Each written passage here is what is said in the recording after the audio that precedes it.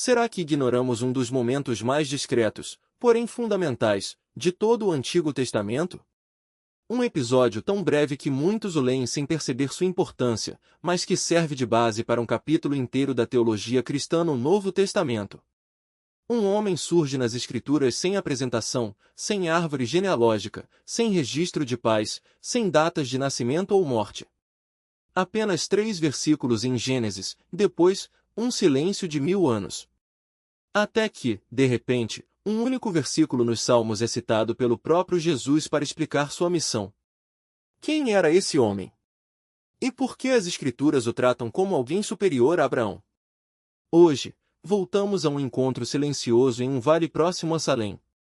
Não para saciar curiosidade, mas para compreender como esse breve diálogo aponta para o sacerdócio eterno de Jesus Cristo, o sacerdote que cumpre a justiça, estabelece a paz e intercede para sempre. Melquisedeque entra na narrativa bíblica sem alarde, surgindo de repente em um capítulo já carregado de conflitos e intervenções divinas. A cena se passa em Gênesis 14, em meio a uma guerra regional que assola a terra de Canaã. 4 reis do Oriente se unem para invadir o território, derrotando uma aliança de 5 reis locais e saqueando suas cidades. No meio do caos, pessoas e bens são levados como espólios de guerra, e entre os cativos está Ló, sobrinho de Abrão, que havia se estabelecido perto de Sodoma. O que parecia apenas um conflito político e militar se transforma no palco onde a fidelidade de Deus ao seu pacto com Abrão seria demonstrada. Quando Abrão fica sabendo que Ló foi capturado, não hesita. Reúne 318 homens treinados, nascidos em sua casa e criados sob sua autoridade. Com essa pequena força, persegue os invasores até Dan, no extremo norte. Sob o manto da noite, divide seus homens, ataca e derrota o inimigo. A vitória não é parcial. Abrão recupera todas as pessoas, incluindo Ló, e resgata os bens roubados. Um homem comum, movido pela fé, assume o papel de libertador vitorioso. No entanto, Gênesis deixa claro que a verdadeira história é a de Deus, que age por trás de tudo. É justamente nesse momento, após a vitória e na viagem de volta, que algo inesperado acontece. Enquanto Abrão retorna, uma figura surge na narrativa com uma presença que parece desproporcional aos poucos versículos que ocupa. Melquisedeque, rei de Salém, traz pão e vinho. Ele é descrito como sacerdote do Deus Altíssimo. Sem genealogia, sem antecedentes, é apresentado simplesmente como rei e sacerdote em uma só pessoa. Rei de Salém, provavelmente um nome antigo para Jerusalém. Sacerdote do Deus Altíssimo, adorando o mesmo Deus que chamou Abrão. Gênesis apenas registra o fato e segue adiante. Melquisedeque então pronuncia uma bênção que desvia o foco da força de Abrão e o redireciona para a mão soberana de Deus. Bendito seja Abrão pelo Deus Altíssimo, Criador dos céus e da terra. E bendito seja o Deus Altíssimo, que entregou seus inimigos em suas mãos. As palavras são claras, a vitória veio da intervenção divina. Em resposta a esse reconhecimento, Abrão entrega a Melquisedeque o dízimo de tudo, honrando-o como verdadeiro sacerdote do Deus Altíssimo. E, tão rápido quanto apareceu, Melquisedeque desaparece da história. Gênesis prossegue com a interação de Abrão com o rei de Sodoma, deixando essa figura enigmática como uma silhueta breve, mas marcante, no desenrolar dos acontecimentos. No entanto, as Escrituras ainda não haviam terminado com ele. Sua curta aparição em Gênesis 14 se tornaria a base para revelações posteriores e profundas reflexões sobre sacerdócio, realeza e a obra de Cristo. Quase 1000 anos depois do encontro entre Abrão e Melquisedeque, seu nome ressurge em um dos salmos mais significativos da Bíblia. O Salmo 110 apresenta uma profecia real proferida pelo Senhor a uma figura misteriosa, a quem Davi chama de Meu Senhor. Esse personagem é maior que o próprio Davi, está sentado à direita de Deus e receberá vitória sobre todos os seus inimigos. No meio dessa proclamação real, surge uma declaração surpreendente sobre o sacerdócio. O Senhor jurou e não se arrependerá, tu és sacerdote para sempre, segundo a ordem de Melquisedeque. Aqui, Deus não apenas faz uma promessa, mas jura um juramento, enfatizando a certeza inabalável do que está estabelecendo. Essa é a única vez, depois de Gênesis 14, que o nome de Melquisedeque aparece no Antigo Testamento. O silêncio de séculos torna essa referência ainda mais impactante. Davi, escrevendo como rei de Israel, não pertencia à tribo de Levi, portanto, não exercia função sacerdotal sob a lei de Moisés. Contudo, o Salmo 110 fala de uma figura futura que uniria autoridade real e ministério sacerdotal em uma só pessoa. Ele não seria um sacerdote da ordem levítica, ligada a Arão e ao culto do tabernáculo, mas da ordem de Melquisedeque, um modelo anterior, distinto, que precede a lei e não depende de linhagem tribal. Várias características desse sacerdócio se destacam. Primeiro, ele está fora da tribo de Levi. Na época de Davi, o sistema levítico já estava firmemente estabelecido, mas Deus aponta para trás, além do Sinai, além de Arão, voltando a Gênesis 14. Segundo, esse sacerdote é, ao mesmo tempo, rei e sacerdote. Como Melquisedeque, que era rei de Salém e sacerdote do Deus Altíssimo, a figura prometida no Salmo 110 reina como rei e serve como sacerdote. Terceiro, ele é designado por juramento divino, não por nascimento ou nomeação humana. O Senhor jurou e não mudará de ideia, sublinhando que esse papel se baseia em uma decisão imutável de Deus. Por fim, seu sacerdócio é descrito como eterno. Diferente dos sacerdotes levíticos, que serviam por um tempo e depois morriam, o ministério desse sacerdote não tem fim. Para os cristãos que leem o Novo Testamento, o Salmo 110 se torna uma lente fundamental para compreender a identidade e a obra de Jesus. Ele não é apenas o filho de Davi e o Messias prometido, reinando à direita de Deus, mas também o sumo sacerdote eterno, nomeado por juramento divino e servindo segundo a ordem de Melquisedeque. Seu sacerdócio não se baseia em linhagem humana, mas na nomeação direta de Deus e em uma vida que a morte não pode interromper. Dessa forma, o Salmo 110 une realeza e sacerdócio, apontando para Cristo como Senhor reinante e mediador eterno de seu povo. A carta aos Hebreus retorna ao breve episódio de Gênesis 14 e o interpreta com clareza teológica intencional. O que parecia, à primeira vista, um episódio curioso e isolado na vida de Abrão se revela, nas mãos do escritor inspirado, um padrão cuidadosamente planejado. O texto demonstra que Melquisedeque é uma sombra divina que aponta para Cristo.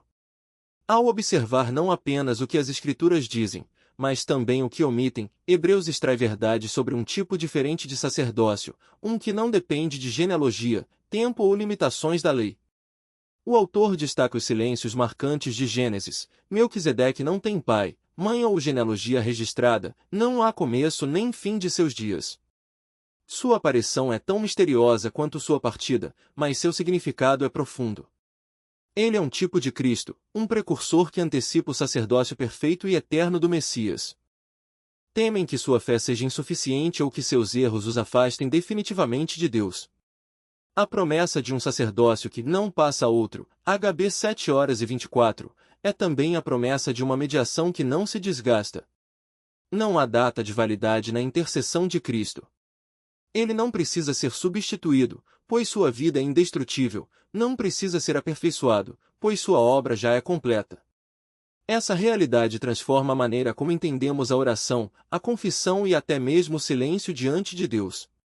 Não nos aproximamos de um trono distante, ocupado por um sacerdote que se cansa ou se distrai, mas de um trono de graça, onde o próprio Filho de Deus, vivo e presente, apresenta nossas fraquezas com compaixão e nossas petições com poder.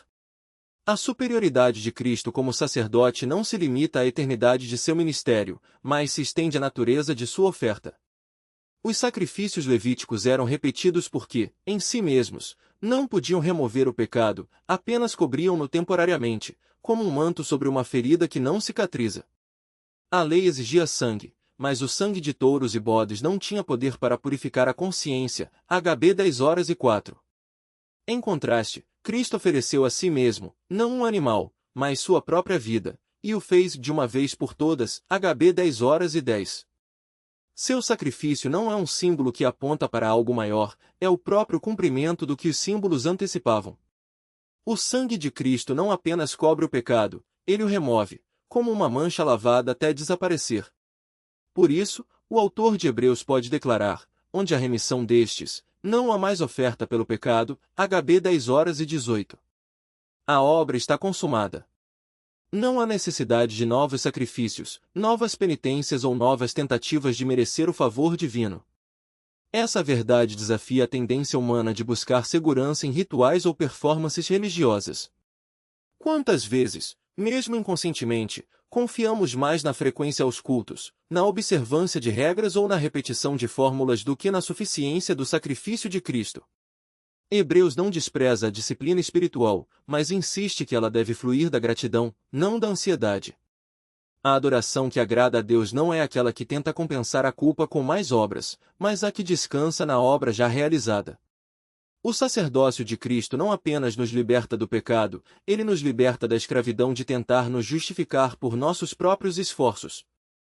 Quando entendemos que sua intercessão é permanente e seu sacrifício é definitivo, deixamos de viver como devedores eternos e passamos a viver como filhos amados, livres para servir não por medo, mas por amor.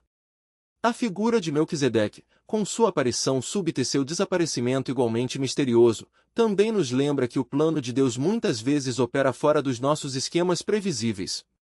Ele não se encaixa nas categorias humanas de poder, sucessão ou controle. Melquisedeque surge no cenário bíblico como um estrangeiro, um rei sacerdote de uma cidade desconhecida, e ainda assim é reconhecido por Abraão como um sacerdote do Deus Altíssimo, Gênesis 14:18. Essa quebra de expectativa é intencional. Deus não está limitado às estruturas que criamos para contê-lo. Ele age onde quer, quando quer e através de quem quer. O sacerdócio de Cristo segue a mesma lógica, não se origina de uma linhagem sacerdotal, mas da vontade soberana de Deus. Ele não é um sacerdote por herança, mas por designação divina. Essa realidade deve nos levar a questionar nossas próprias tentativas de domesticar Deus, de confiná-lo a tradições, denominações ou métodos específicos. O Deus que levantou Melquisedeque e cumpriu sua promessa em Cristo é maior do que nossas caixas teológicas. Por fim, a união de realeza e sacerdócio em Cristo, antecipada em Melquisedeque e plenamente realizada no Filho, redefine o que significa viver sob o senhorio de Deus. No Antigo Testamento, essas funções eram rigidamente separadas, os reis vinham de Judá, os sacerdotes de Levi. Mas em Cristo, elas se encontram. Ele não é apenas o sacerdote que oferece o sacrifício, ele é também o rei que governa com justiça. Ele não apenas intercede por nós, ele também reina sobre nós. Essa dupla função tem implicações profundas para a vida cristã. Não servimos a um Deus distante, que delega sua autoridade a intermediários humanos, mas a um Senhor que, ao mesmo tempo, é nosso irmão, nosso sacerdote e nosso rei. Sua realeza não é opressiva, é redentora. Seu sacerdócio não é frio, é compassivo. E sua justiça não é arbitrária, é a base da verdadeira paz. Quando olhamos para Melquisedeque, vemos um vislumbre do que estava por vir. Quando olhamos para Cristo, vemos o cumprimento perfeito desse vislumbre. E quando olhamos para nós mesmos, somos confrontados com uma escolha: continuar tentando nos salvar por nossos próprios méritos ou descansar na obra de um sacerdote que não apenas nos representa diante de Deus, mas também nos capacita a viver como ele viveu, em justiça, paz e obediência. O sacerdócio de Cristo não é apenas uma doutrina teológica, é a base da nossa esperança, a fonte da nossa liberdade e o fundamento da nossa adoração. Ele não apenas nos salva, ele nos transforma, nos liberta e nos envia como embaixadores de um reino que já foi inaugurado, mas que ainda aguarda sua consumação final. Viver como se a salvação fosse frágil é como construir uma casa sobre areia movediça. Medimos nosso valor pela pior semana que tivemos e imaginamos que Deus faz o mesmo. No entanto, a carta aos Hebreus nos lembra que o sacerdócio de Jesus é permanente. Nossa salvação não se sustenta pela nossa consistência, mas pela constância dele. Seu aperto não afrouxa, sua intercessão não se esvai.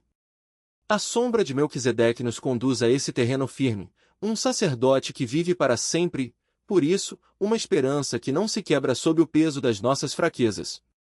A verdade do sacerdócio de Cristo segundo a ordem de Melquisedeque não é um conceito abstrato, ela fala diretamente à vida cotidiana da Igreja. Ela molda nossa resposta ao fracasso, nossa resistência no sofrimento, nossa caminhada em meio a conflitos e nossa compreensão do lugar que ocupamos no reino de Deus.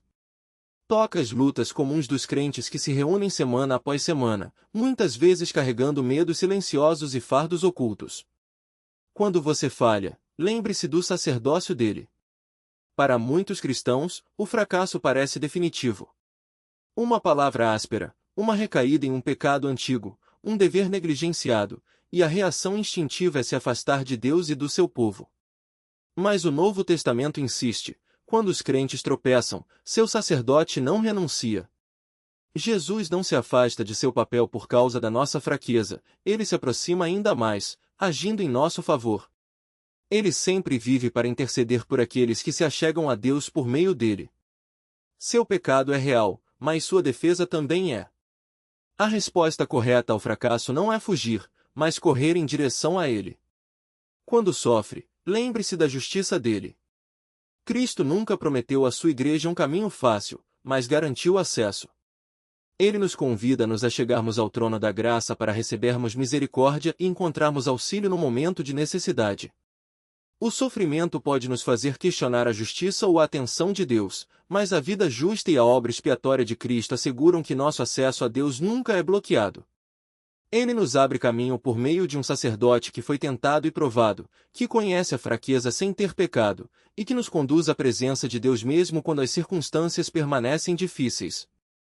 Quando enfrenta conflitos, busque a justiça antes da paz. Em famílias, congregações e comunidades, a pressão muitas vezes recai sobre manter as coisas calmas e em ordem. Mas uma paz sem justiça não passa de uma trégua, uma pausa nas hostilidades que deixa as injustiças intocadas. Por outro lado, uma justiça sem misericórdia se transforma em crueldade, usando a verdade como arma em vez de palavra de cura. Cristo, porém, sustenta ambas em perfeita harmonia, cheio de graça e de verdade. Seu exemplo chama a igreja a confrontar o pecado e a injustiça com humildade, buscando o que é certo de maneira que vise a restauração da comunhão, não apenas a vitória. Quando se sente pequeno, lembre-se do padrão de como Deus age. Ele sempre levantou testemunhas fora das linhas esperadas. Melquisedeque aparece antes de Levi. Ruth, a Moabita, entra na história antes de Davi, o rei. Os magos do Oriente chegam antes que os mestres da lei reconheçam a plenitude da vinda do Messias. A mulher samaritana em João 4 dá testemunho de Cristo antes que os discípulos o compreendam plenamente. O reino de Deus é maior do que nossas categorias. Por isso, quando você se sente invisível ou desqualificado, lembre-se, Deus se agrada em usar pessoas inesperadas em lugares inesperados para revelar a suficiência de Cristo, o eterno sacerdote e rei. Desde um sacerdote silencioso em Gênesis até um juramento solene em um salmo, passando pela realidade cumprida em Hebreus, as Escrituras traçam uma linha ininterrupta de revelação. Melquisedeque surge brevemente no palco como um mistério em Salém, um rei de justiça e paz, cuja história parece começar e terminar em poucas linhas. O Salmo 110, porém, toma essa sombra e a liga a um Senhor vindouro que se assentará à direita de Deus e servirá como sacerdote para sempre. Hebreus, então, ergue o véu e nos mostra o quadro completo. Esse padrão sempre apontou para Jesus Cristo, nosso eterno sumo sacerdote. Melquisedeque era a sombra, Jesus é a substância. O que apareceu em Salém como um enigma agora se revela em plena luz, aquele que sustenta seu sacerdócio para sempre e nos aproxima de Deus. Encerremos, então, em oração. Pai, agradecemos por Jesus, nosso eterno sumo sacerdote. Obrigado porque seu sacrifício é único e suficiente, porque seu sangue verdadeiramente purifica e porque nada precisa ser acrescentado à sua obra consumada. Obrigado porque sua intercessão é incessante, porque mesmo quando somos fracos, distraídos ou duvidosos, ele continua a falar em nosso favor. Obrigado porque sua justiça é a nossa paz, porque não nos apresentamos diante de ti com base em nosso próprio histórico, mas revestidos dele. Ensina-nos a andar em retidão, a amar a misericórdia e a caminhar humildemente contigo, como nos chamaste em Miqueias 6.8. Fortalece nossos lares com tua verdade e tua bondade. Restaura comunidades marcadas por divisão, cansaço e medo. Ancore nossa esperança unicamente em Cristo, até o dia em que a fé se torne visão e vejamos nosso sacerdote e rei face a face. Em nome de Jesus, amém. Se a palavra de Deus falou ao seu coração hoje, Tome um passo simples de resposta. Pare por um momento e deixe o que ouviu assentar em sua alma. Depois, se esta mensagem o ajudou a enxergar Jesus com mais clareza, curta este vídeo para que outros também possam encontrá-lo com mais facilidade e assine o canal para continuar caminhando conosco pelas Escrituras. Nos comentários, escreva 77 como declaração de fé: eu me coloco sob o sacerdócio eterno de Jesus Cristo. Compartilhe este ensino com um amigo, um familiar, um grupo de estudo bíblico ou alguém que você sabe que está sedento por entender como cada página da Bíblia aponta para Cristo. Obrigado por passar este tempo na palavra conosco hoje. Juntos, continuaremos a abrir a Bíblia, honrando sua autoridade e seguindo seu testemunho até Jesus. Permaneça perto dele. Permaneça humilde diante dele. Permaneça sob a bênção do nosso sacerdote e rei, que vive e intercede por você para sempre.